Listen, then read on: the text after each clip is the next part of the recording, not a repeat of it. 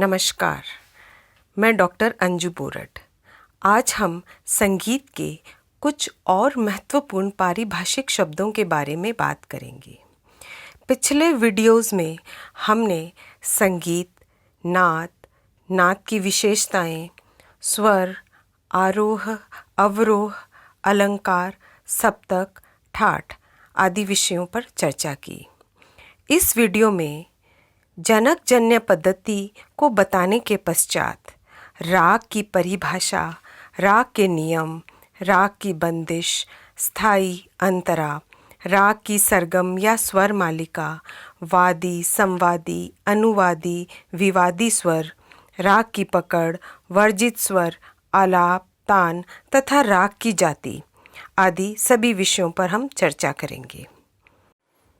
पिछले वीडियोस के link description box में दिए गए हैं। इन सभी परिभाषाओं को समझने के लिए वीडियो को पूरा अवश्य देखें। वीडियो लाइक, शेयर और कमेंट ज़रूर करें। हमसे जुड़े रहने के लिए, लेटेस्ट अपडेट्स के लिए हमारे YouTube channel doctor Anju Borat को सब्सक्राइब करें व बेल आइकन को भी प्रेस करें। पिछले वीडियो में हमने थाट के बारे में चर्चा की, जिसके अंतर्गत बताया कि थाट पद्धति को ही जनक जन्य पद्धति कहते हैं। तो ये जनक जन्य पद्धति क्या है? जनक माने जिससे उत्पत्ति होती है। जनक थाट अर्थात स्वरों की ऐसी स्वर रचना जिसमें से राग प्रकट हो सकते हैं। जनक शब्द अर्थात पिता। अतः जिस स्वर रचना में से राग प्रकट होता है वह रचना जनक, मेल अथवा थाट कहलाती है। इसीलिए हर एक थाट जनक थाट होता है। इसी तरह थाट में से प्रकट हुई प्रत्येक स्वर रचना जन्य राग कहलाती है। अतः हर एक थाट जनक और हर एक राग जन्य है। इस पद्धति को जनक जन्य पद्धति कहते हैं। राग किसे कहते हैं? मनोरंजन और रस पैदा करने वाले खास नियमाधीन स्वर समुदाय को राग कहते हैं। राग शब्द की उत्पत्ति रंज यानी रिझाना, मनोरंजन करना इस शब्द से हुई है। इसकी परिभाषा संस्कृत ग्रंथों में रंजयति इति रागः इस प्रकार की गई है। संगीत रत्नाकर के अनुसार यो यम ध्वनि विशेषस्तु स्वर वर्ण विभूषितः रंजको जनचित्तानां स राग कथितो बुधये। अर्थात ध्वनि की उस विशिष्ट रचना को जिसमें स्वर तथा वर्णों के कारण सौंदर्य हो, जो मनुष्य के चित्त का रंजन करे, अर्थात जो श्रोताओं के मन को प्रसन्न करे, बुद्धिमान लोग उसे राग कहते हैं। राग के नियम। राग किसी ठाट से उत्पन्न होना चाहिए। राग में स्वर तथा वर्ण हो। राग में रंजकता यानी सुंदरता हो। राग में कम से कम 5 स्वर अवश्य होने चाहिए। राग में एक ही स्वर के 2 भेद यानी कोमल तथा शुद्ध राग में एक के बाद एक नहीं आने चाहिए। राग में स्वर विस्तार क्रमानुसार होना चाहिए। राग में आरोह तथा अवरोह का होना आवश्यक है, क्योंकि इनके बिना राग का रूप पहचाना नहीं जा सकता। किसी भी राग में षड्ज स्वर वर्जित नहीं होता। मध्यम और पंचम ये 2 स्वर एक साथ तथा एक ही समय कभी भी वर्जित नहीं होते। राग में वादी संवादी स्वर पर ठहर कर राग का रूप भली प्रकार दिखाया जाता है। स्थाई और अंतरा। राग गायन में गाए जाने वाले गीतों को बंदिश कहते हैं। साधारणतः इस बंदिश के 2 भाग होते हैं। पहले भाग को स्थाई कहते हैं और दूसरे भाग को अंतरा कहते हैं। स्थाई का विस्तार अधिकतर मध्य और मंद्र सप्तक में होता है तथा अंतरे का विस्तार आमतौर से मध्य और तार सप्तक में होता है। स्वर मालिका। रागों में लगने वाले स्वर की तालबद्ध रचना को स्वर मालिका, सरगम या सुरावर्व कहते हैं। विद्यार्थी को राग ज्ञान सिखाने के लिए स्वर मालिका का बहुत उपयोग होता है। इसकी रचना विभिन्न तालों से की जाती है। राग की पकड़। राग में आने वाला, राग का स्वरूप दिखाने वाला छोटा सा स्वर समुदाय जिससे राग की पहचान फौरन हो जाती है, उसे राग की पकड़ कहते हैं। जैसे राग यमन की पकड़ नी रे ग रे सा, पा मा ग रे नी रे सा।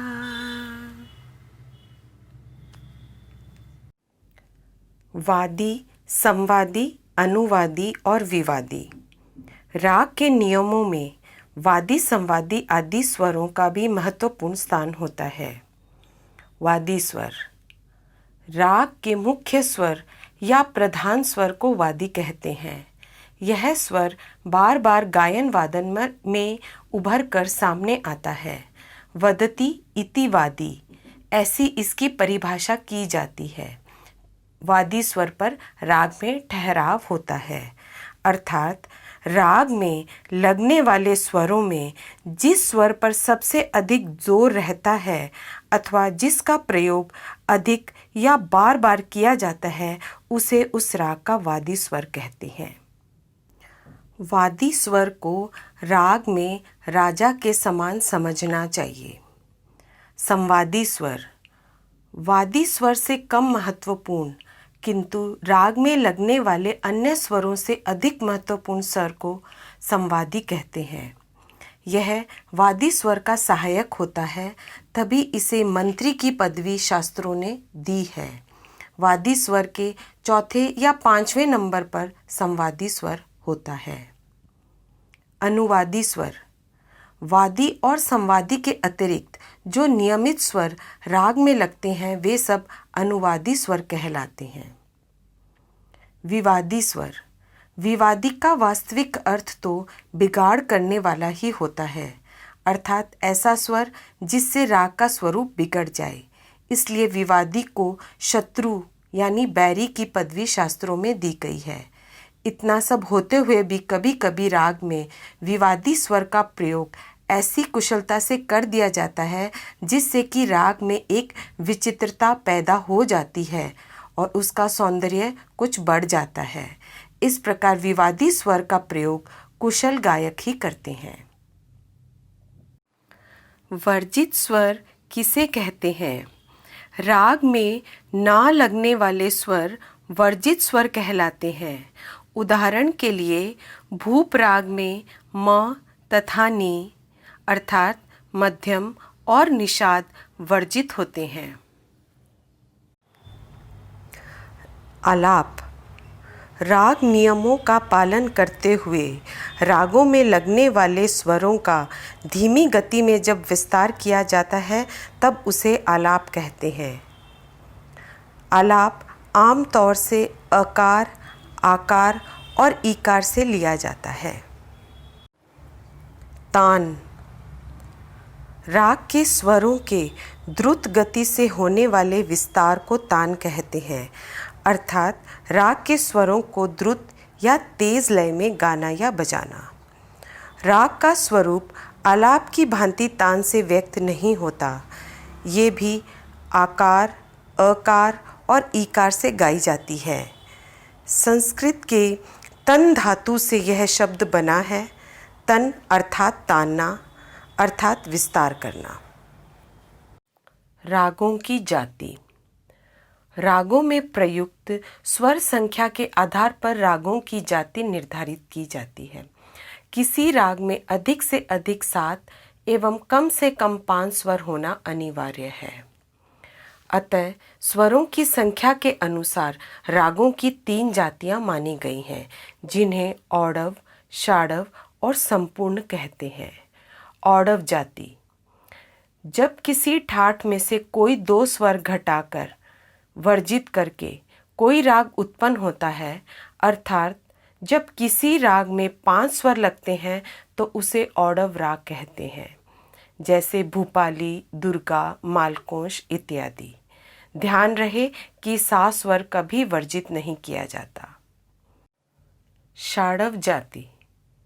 किसी ठाट में से केवल एक स्वर वर्जित करके जब कोई राग उत्पन्न होता है, अर्थात जब किसी राग में 6 स्वर प्रयुक्त होते हैं तो उसे षाडव जाति का राग कहते हैं, जैसे मारवा, पुरिया इत्यादि। संपूर्ण जाति।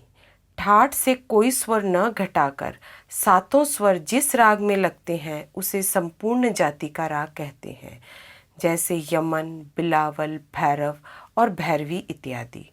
ऊपर बताई हुई 3 जातियों के रागों के आरोह तथा अवरोह में क्रमशः 5-6 स्वर हैं, लेकिन कुछ राग ऐसे भी हैं जिनके आरोह में 6 तथा अवरोह में 5 स्वर लगते हैं, अथवा आरोह में 7 और अवरोह में 5 स्वर लगते हैं। ऐसे रागों को पहचानने के लिए ग्रंथकारों ने उपयुक्त 3 जातियों में से हर एक जाति की 3-3 उपजातियां और बना दी। इस प्रकार 3 जातियों से 9 उपजातियों की उत्पत्ति हुई। अब इनका पूरा विवरण इस प्रकार है। संपूर्ण जाति की 3 उपजातियां: संपूर्ण संपूर्ण, संपूर्ण षाडव, संपूर्ण औडव। संपूर्ण संपूर्ण। जिस राग के आरोह में 7 स्वर हों और अवरोह में भी 7 स्वर लगते हों उसे संपूर्ण संपूर्ण जाति का राग कहेंगे।